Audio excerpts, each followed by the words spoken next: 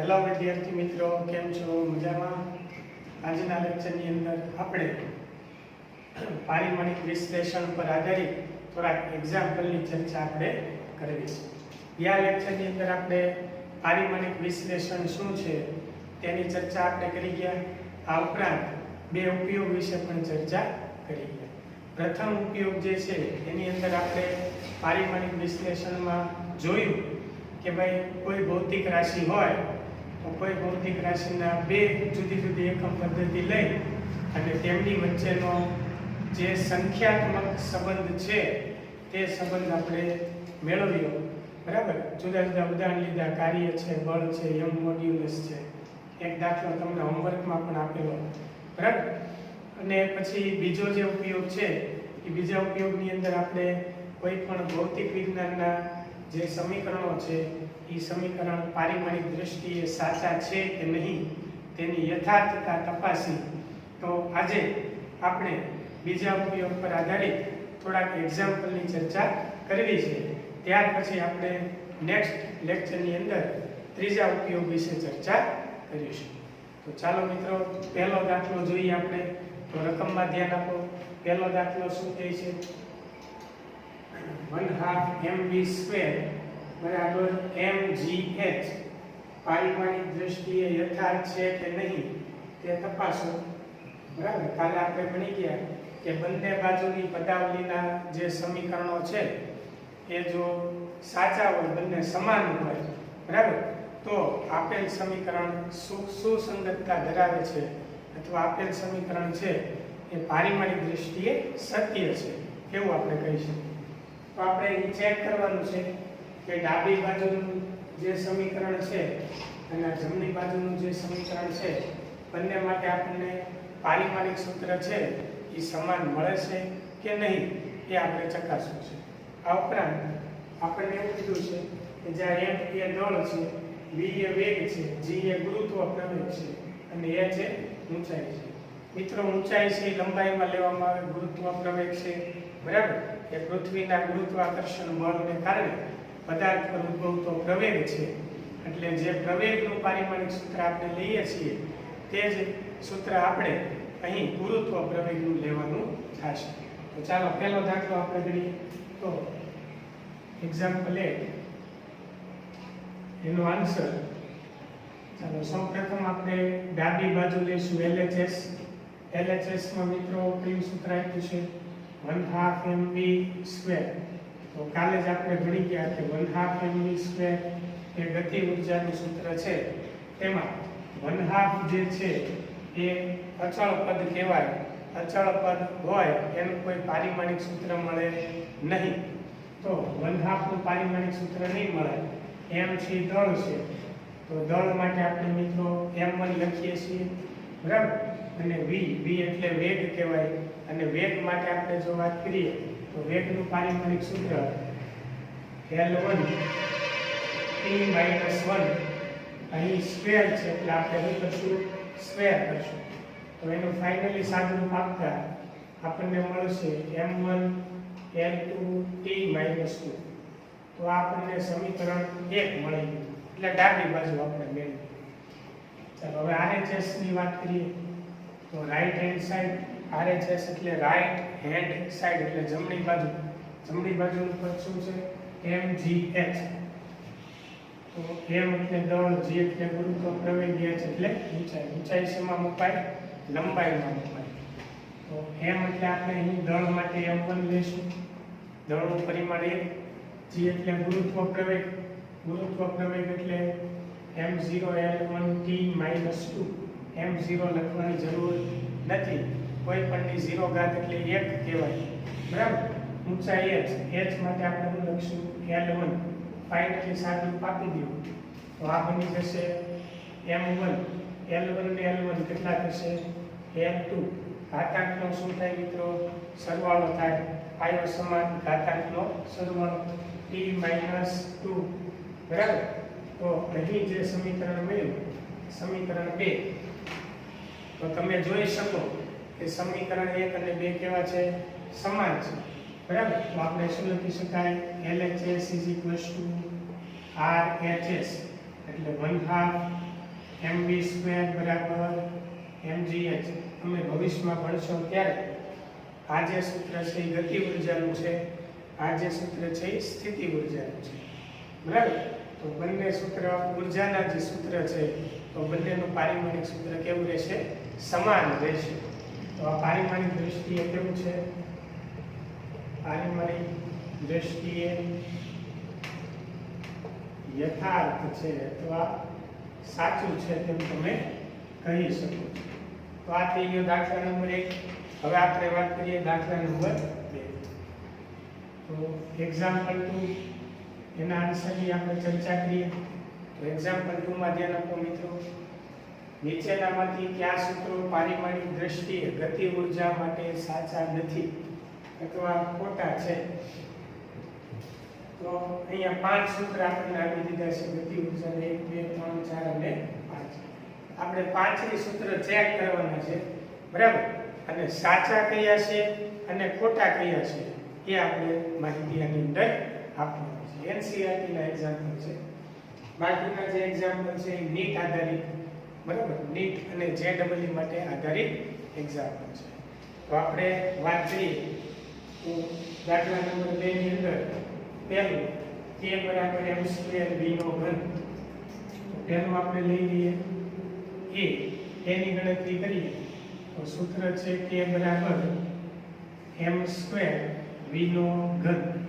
તો ડાબી બાજુ જોવા જઈએ તો k એટલે ગતિ ઉર્જા છે. ગતિ ઉર્જાની હમણાં જ આપણે વાત કરી m1 l2 t - 2. આ દાખલામાં જ મેળવ્યું આપણે 1/v². હવે m² v ઘન ની વાત કરીએ. m² v ઘન, બરાબર. તો m² v ઘન એટલે m એટલે દળ. તો દળની માથે સ્ક્વેર છે એટલે m2 થશે. દળનું પરિમાણ 2 થશે. v ઘન, v એટલે વેગનો ઘન.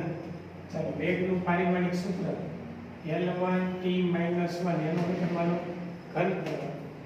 તો અહીં જવાબ મળશે m2 l3 t - 3.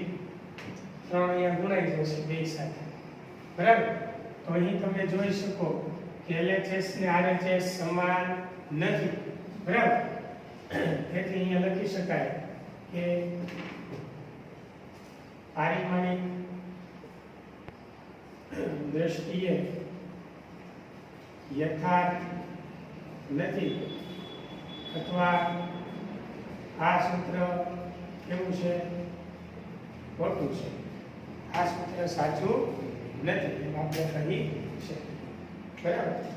ચાલો, હવે વધારે વાત કરીએ તો એની અંદર બી વિભાગ આપણે ગણીએ, બરાબર. તો બી માં શું કીધું છે? k બરાબર 1/2 mv². તો તમે જાણો છો મિત્રો આ સમીકરણ કેવું છે? સાચું છે. હમણાં જ આપણે અહીં મેળવ્યું કે એટલે ગતિ ઉર્જા 1/2 mv² એ ગતિ ઉર્જાનું સૂત્ર છે. ડાબી અને જમણી બાજુ કેવી થશે? આની અંદર સમાન થશે. હું ગણતરી નથી કરતો, ડાયરેક્ટ લખું છું એટલે કેવું આવશે? સાચું છે, બરાબર. હવે તમને આવડી ગયું છે. ચાલો, હવે સી ની વાત કરીએ તો સી માં શું લીધું છે? k બરાબર ma. k બરાબર ma. ચાલો મિત્રો, k એટલે ગતિ ઉર્જા. બોલો, ગતિ ઉર્જાનું સૂત્ર m1 l2 t - 2. આ થઈ ગઈ ડાબી બાજુ. હવે જમણી બાજુ ચેક કરો. ચાલો, જમણી બાજુ ma. m એટલે દળ. દળનું પારિમાણિક સૂત્ર શું આવે? m. a એટલે પ્રવેગ. પ્રવેગનું શું આવશે? l1 t - 2. તો ચેક કરો, ડાબી અને જમણી બાજુ સમાન નથી. તેથી આ યથાર્થ નથી. આ સમીકરણ કેવું છે? ખોટું છે, બરાબર. ચાલો, ત્રીજું ચેક કરીએ બી. k બરાબર 3/16 mv². k બરાબર 3/16 mv². તો 3/16 મિત્રો અચળ પદ છે. અચળ પદનું કોઈ પારિમાણિક સૂત્ર હોય નહીં. ભૌતિક રાશિ જે હોય તેનું જ પારિમાણિક સૂત્ર હોય, બરાબર. તો અહીં આપણે ડાબી બાજુની ગણતરી કરીએ તો k નું પારિમાણિક સૂત્ર તમે જાણો છો મિત્રો, m1 l2 t - 2 થશે 3/16 નું કોઈ નથી mv સ્ક્વેર માટે આપણે ગણીશું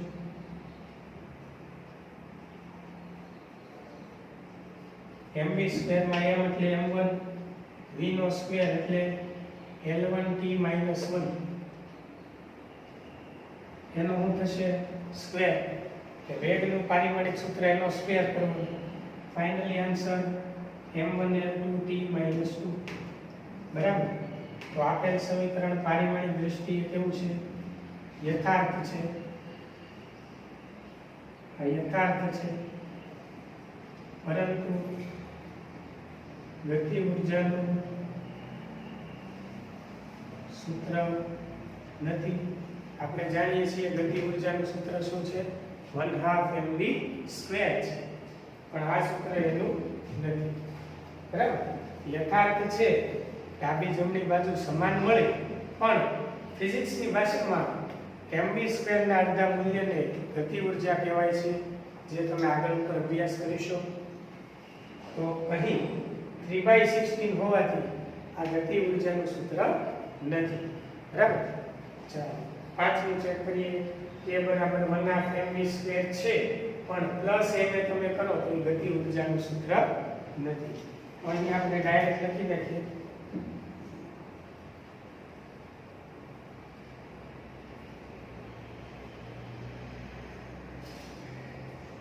1/2 mv સ્ક્વેર પ્લસ m આ ગતિ ઊર્જાનું સૂત્ર નથી એટલે કેવું છે ખોટું છે પારિમાણિક દ્રષ્ટિએ કેવું છે ખોટું છે કારણ કે તમે આની બરોબર આ મેળવી શકો પણ આની બરોબર આ મેળવી શકો નહીં બરાબર આ જો આની બરાબર આ મળી જાય અને આની બરોબર આ મળી જાય તો આપેલ સમીકરણ પારિમાણિક દ્રષ્ટિએ કેવું કહેવાય સાચું કહેવાય પણ અહીં જે બીજા પદમાં m આવે છે m એટલે દળ એટલે પ્રવેગ એટલે એના કારણે આપેલ સમીકરણ છે એ પારિમાણિક દ્રષ્ટિએ સાચું નથી બરાબર તો અહીં આપણે બે દાખલાઓની ચર્ચા કરી બરાબર તો બે દાખલા ઉતારી નાખો હવે આપણે જોઈએ દાખલા નંબર 3 ચાલો દાખલા નંબર 3 વિશે ચર્ચા કરી તમારે બોર્ડ બનાવી જાય એટલે સ્ક્રીન ઉપર જે વિડિયો તમે જોવો છો એને તમારે પોઝ કરી દેવાનું અને તમારી બુકની અંદર અહીં જે બનાવવામાં આવે છે એની નોંધ કરવી ડેઈલીનું રિવિઝન કરવું તમારે જો ડેઈલીના લેક્ચર ડેઈલી નહીં જુઓ તો ભેગું થશે અને રિવિઝન નહીં કરો પણ જેમ જેમ આગળ લેક્ચર આવતા જશે એ લેક્ચરની અંદર તમને સમજાશે નહીં એટલે ખાસ યાદ રાખો વિદ્યાર્થી મિત્રો ડેઈલીનું કામ ડેઈલી થવું જોઈએ બરાબર રોજ જે વિડીયો લેક્ચર આવે છે એ આપણે જોવાના બુકમાં ઉતારવાના એ વ્યવસ્થિત તૈયારી કરવાની છે બરાબર ચાલો હવે દાખલા નંબર 3 ની ચર્ચા કરીએ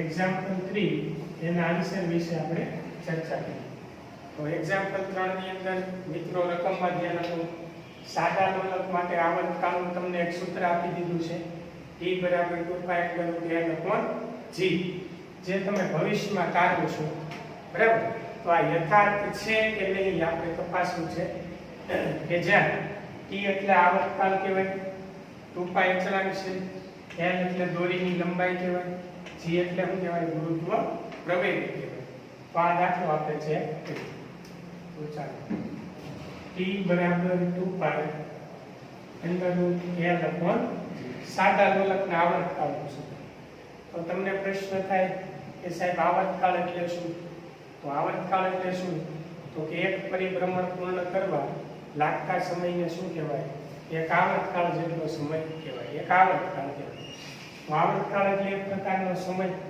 પરિભ્રમણ પૂર્ણ કરવા લાગતો સમય તો આ જે સમય છે એનું પારિમાણિક સૂત્ર આપણે અગાઉ ચર્ચા કરી ગયા છીએ બરાબર તો અહીં આપણે જોઈશું LHS = T જે ભૌતિક રાશિનું પારિમાણિક સૂત્ર મેળવવું હોય તેને આપણે શેમાં લખવાનું બ્રેકેટમાં લખવાનું તો T બરાબર ચાલો એનું પારિમાણિક સૂત્ર T1 થશે m0 L0 T1 કેમ કે સમયમાં દળ આવતું નથી, સમયમાં લંબાઈ આવતી નથી, માત્ર સમયનું જ પરિમાણ એટલે અહીંયા t1 આપણે લખવાનું છે. ચાલો હવે RHS ની વાત કરીએ. તો RHS ની અંદર તમે જોઈ શકો 2π √L/g છે. આવું સમીકરણ છે. તો આ સમીકરણની અંદર આપણે 2π ની જરૂર નથી. 2π કેવું છે? અચળ છે. તો L/g અંડરરૂટને વિદ્યાર્થી મિત્રો તમે ગણિત ભણેલા છો 1/2 ઘાત વડે પણ દર્શાવી શકાય. વર્ગમૂળ છે ને 1/2 ઘાત વડે દર્શાવીએ તો આ રીતે લખાશે L/g એની કેટલી ઘાત? 1/2 ઘાત. કારણ કે લંબાઈ ભૌતિક રાશિ છે, ગુરુત્વ પ્રવેગ પણ ભૌતિક રાશિ. 2π ભૌતિક રાશિ નથી, અચળ પદ છે. તો 2π ને આપણે અહીંથી કાઢી નાખીએ, બરાબર. તો L એટલે લંબાઈ, લંબાઈનું પરિમાણ L1 થશે. g એટલે ગુરુત્વ પ્રવેગ, ગુરુત્વ પ્રવેગ એટલે તમારે પ્રવેગ સમજવાનો. વાસ્તવમાં ફિઝિક્સની ભાષામાં પ્રવેગ અને ગુરુત્વ પ્રવેગ બેની વ્યાખ્યા સૂત્ર અલગ અલગ છે, પણ પારિમાણિક દ્રષ્ટિએ બંને પ્રવેગ જ છે એક પ્રકારના, બરાબર. એટલે પારિમાણિક દ્રષ્ટિએ બંનેના પારિમાણિક સૂત્ર કેવા થાય? સમાન થાય છે. તો અહીં g જે છે, g નું પારિમાણિક સૂત્ર જે પ્રવેગનું છે તે લેવાનું, L1t-2. આ થયું પારિમાણિક સૂત્ર. એની ઉપર 1/2 ઘાત, અહીંથી L1 અને આ L1 કેન્સલ થશે. t-2 છે એ અંશમાં જશે તો માઈનસ ઘાત હોય શું થશે? પ્લસ થશે. તો આ બની જશે t2, એની માથે 1/2 ઘાત. વિદ્યાર્થી મિત્રો તમે જાણો છો વર્ગ અને વર્ગમૂળ બે એકબીજાને ગુણા એટલે ઉડી જાય. 2 કા 2 થશે, 2 અહીંથી કેન્સલ થશે. તો t ની કેટલી ઘાત વધશે? માત્ર 1 ઘાત વધશે. તો અહીં તમે જોઈ શકો કે LHS અને RHS બંને કેવું છે? સમાન છે, બરાબર. તેથી આપણે લખી શકાય કે LHS = RHS. તેથી t બરાબર 2π √L/g પારિમાણિક દ્રષ્ટિએ કેવું છે? યથાર્થ છે. તો આ થઈ ગયો દાખલો. હવે આપણે વાત કરીએ દાખલા નંબર 4 ની. તો એક્ઝામ્પલ 4 જોઈએ આપણે. ચાલો એક્ઝામ્પલ 4 એનો આન્સર. એક્ઝામ્પલ 4 માં ધ્યાન આપો મિત્રો. v બરાબર u + at. જ્યાં v છે એ અંતિમ વેગ કહેવાય, u ને પ્રારંભિક વેગ કહેવાય, a એટલે પ્રવેગ કહેવાય અને t એટલે સમય કહેવાય. ભવિષ્યમાં આપણે અચળ પ્રવેગી ગતિના સમીકરણો મેળવશું. એમાંનું આ એક સમીકરણ છે, બરાબર. તો આ સમીકરણની યથાર્થતા આપણે તપાસીએ. તો સમીકરણ છે v બરાબર u + at. જ્યાં v એટલે અંતિમ વેગ, u એટલે પ્રારંભિક વેગ, a એટલે પ્રવેગ, t એટલે સમય. ચાલો ચેક કરીએ આપણે. સૌપ્રથમ LHS લેશું. LHS એટલે v. ચાલો વેગનું પારિમાણિક સૂત્ર m0L1t-1. m0 ન લખો તો પણ ચાલશે. ચાલો જમણી બાજુ RHS લઈએ આપણે. RHS નું પ્રથમ પદ લેવાનું. સરવાળો હોય એટલે વારાફરતી પદ લેવાના, એક સાથે પદ લેવાના નહીં. ચાલો પહેલા u નો વારો, પછી at નો વારો. u એટલે કેવો વેગ? પ્રારંભિક વેગ. વેગ તો વેગ જ કહેવાય, પ્રારંભિક હોય અંતિમ હોય, બરાબર. એટલે એનું પારિમાણિક સૂત્ર બદલાય નહીં, બરાબર. ચાલો RHS નું બીજું એક પદ લઈ લઈએ આપણે, at. ચાલો a એટલે પ્રવેગ, પ્રવેગનું પારિમાણિક સૂત્ર m0L1t-2 પ્રવેગનું. હવે એની સાથે સમયનો ગુણાકાર. બોલો સમયનું પારિમાણિક સૂત્ર t1. t1 અહીંયા ગુણાઈ જશે તો ફાઇનલી શું થશે? m0L1t-1. -2 માંથી 1 જાય કેટલા રહે? -1. બેની ઘાત જે છે એનો સરવાળો થશે. -2 વત્તા 1 એટલે -. તો અહીં તમે જોઈ શકો કે આ ત્રણેય પદ તમને કેવા દેખાય છે? એક સમાન દેખાય છે, બરાબર? તો જે ડાબી બાજુ છે એ કોના બરાબર છે? જમણી બાજુ. તો બંને બાજુની પદાવલીના પરિમાણ કેવા થયા? સમાન થયા. તો આપેલ સમીકરણ કેવું છે? પારિમાણિક દ્રષ્ટિએ યથાર્થ. ચાલો, ક્લિયર છે? v બરાબર u પ્લસ at યથાર્થ છે. ચાલો, હવે આપણે વાત કરીએ એક્ઝામ્પલ 5. એક્ઝામ્પલ 5 વિશે ચર્ચા કરીએ.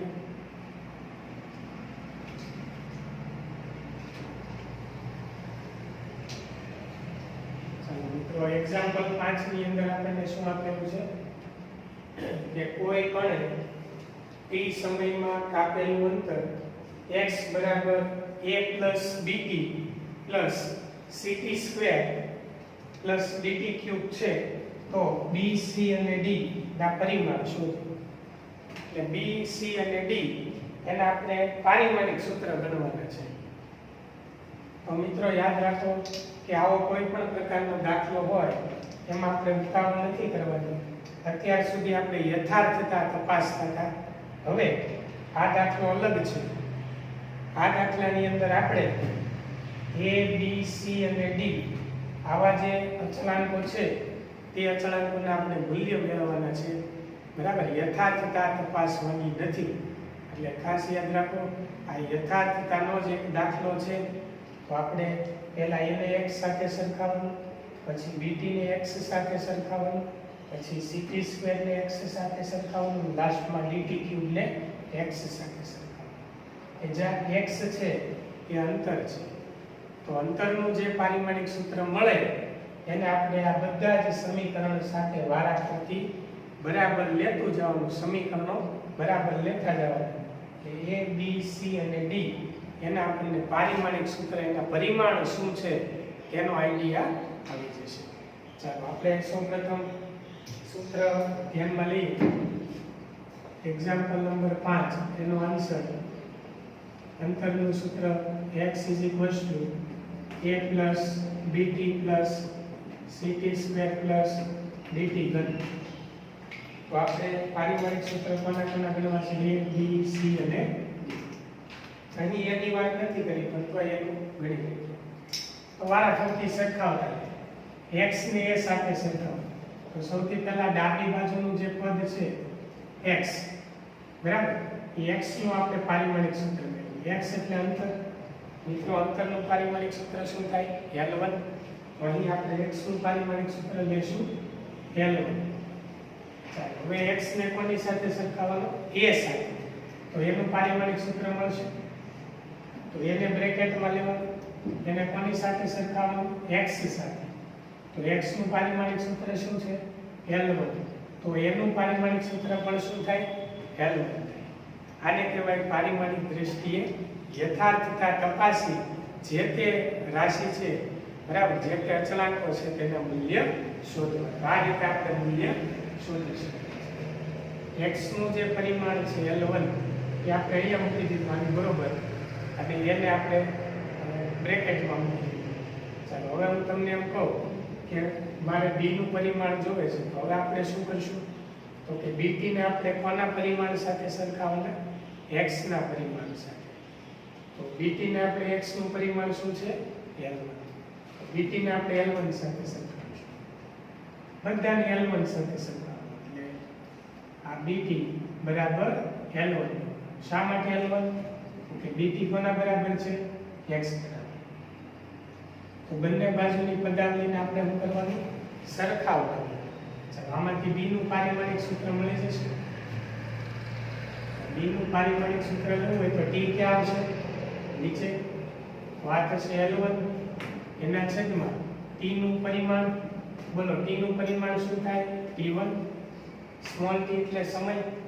અને પારિમાણિક સૂત્ર માટે જે સંજ્ઞા સ્વીકારે એને આપણે t કહીએ છીએ. એટલે t1.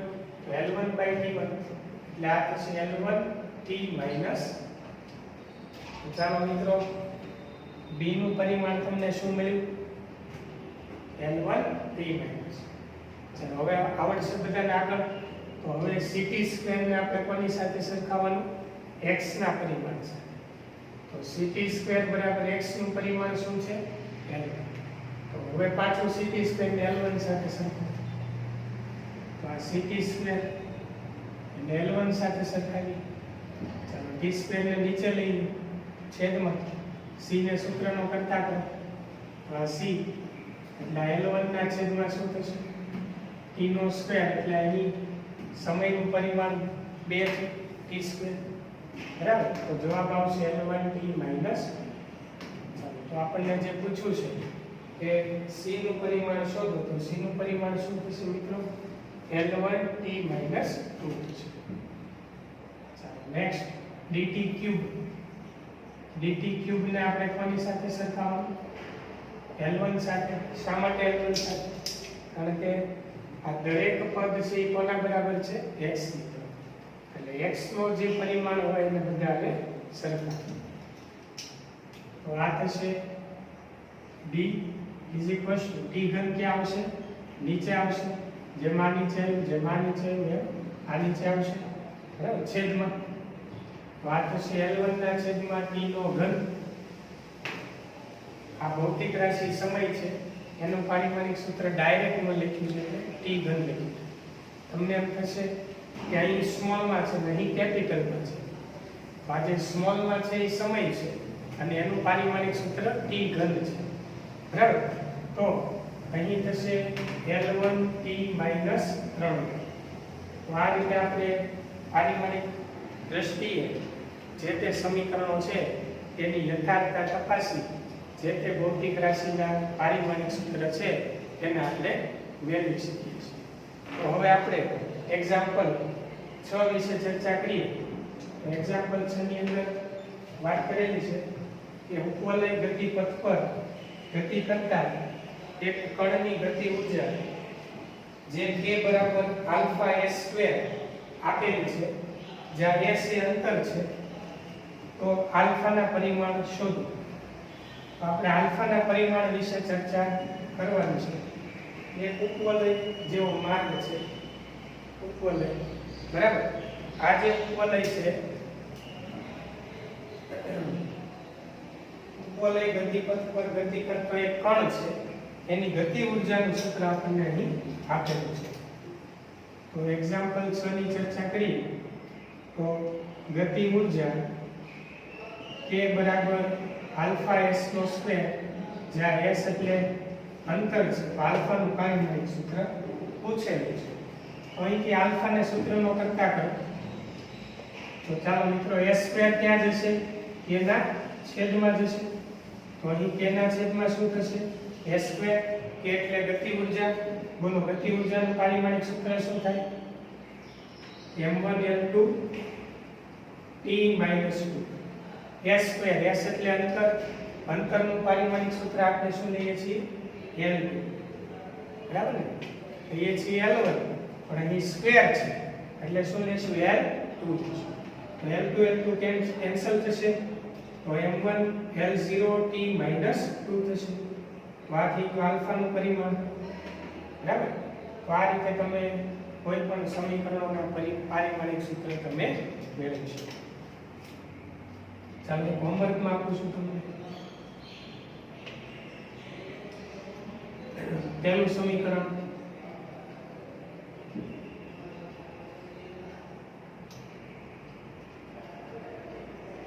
P is equals to 2aq. આ જે સમીકરણ છે એમાં P ને આપણે કહીશું ડાયપોલ મોમેન્ટ. P ને આપણે કહીશું વિદ્યુત ડાયપોલ મોમેન્ટ.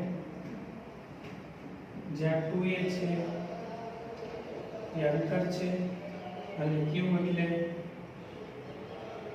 વિદ્યુત ભાર છે.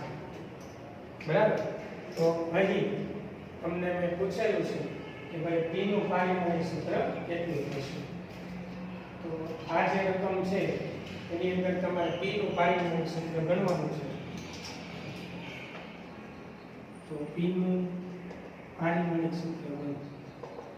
મિત્રો યાદ રાખો 2 અચળ છે બરાબર 2 એને ભેગું ગણવાનું છે બે વિદ્યુત ભારો એક પ્લસ એક માઈનસ બે વચ્ચેનું જે અંતર છે બરાબર એ 2a છે તો 2a જેટલું જે અંતર છે એ અંતર લેવાનું અહીંયા વિદ્યુત ભાર લેવાનો તમને બેયના પારિમાણિક સૂત્ર આવડે જ છે બેયનું તમે સાદું આપી દો બરાબર અને b નું પારિમાણિક સૂત્ર હોમવર્કમાં કરીને લાવવાનું છે ચાલો બીજો એક દાખલો આપું તમને હોમવર્કની અંદર v² - v0² બરાબર 2ad આને આપણે લખાય v² બરાબર v0² પ્લસ 2ad જ્યાં v એટલે અંતિમ વેગ v0 એટલે પ્રારંભિક વેગ a એટલે પ્રવેગ d એટલે સ્થાનાંતર તમે અંતર પણ લઈ શકો અહીં દિશાની જરૂર નથી બરાબર તો ચેક કરજો કે આ સમીકરણ યથાર્થ છે ચેક કરજો કે આ સમીકરણ યથાર્થ છે બરાબર તો આ બે દાખલા તમને હું હોમવર્કમાં આપું છું